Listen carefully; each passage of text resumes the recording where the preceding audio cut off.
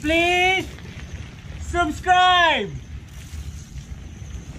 to Eagle Vlog! Woohoo!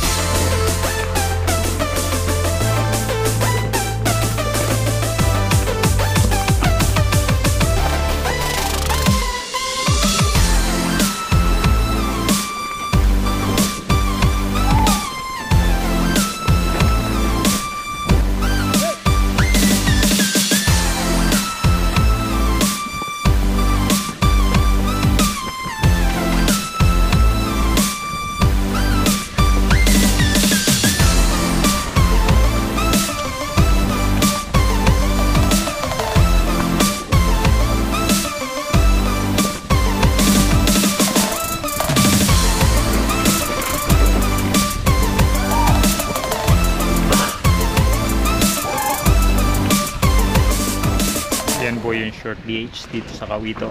Marami mga talon na ginawa sila yan, oh. Kahit maliliit lang yan, nakakatuwa yan kasi palusong ka tapos anuhan mo lang, bubiluhan mo lang.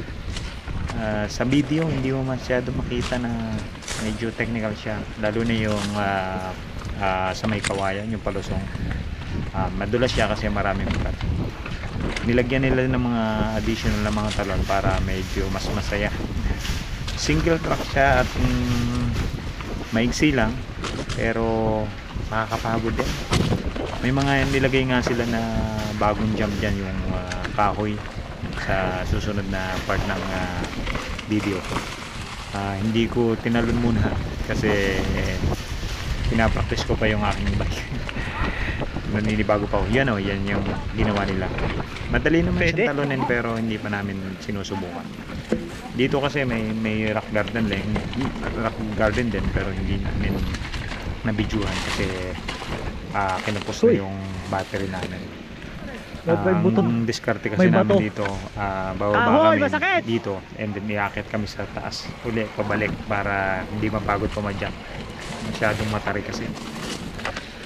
Yung mga kasama ko dito puro Pinoy kami, mga kapadyakero group ang Bangkok. Yan, malapit na kami mag-exit dyan.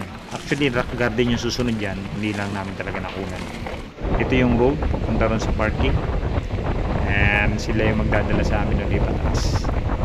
Yan, ganyan ang ginagawa na yun. Paulit-ulit lang. Meron din long DH. Ang mga susunod siguro dito yung mga cover ko yung long DH ng Kawito. Super haba yung talaga yung kaya nga long. Maganda yung maganda talaga yung flow nun. And medyo madali isa short day. Sige, kita-kita mga kapadyak. Sana nagustuhan yung video na to. Bye bye.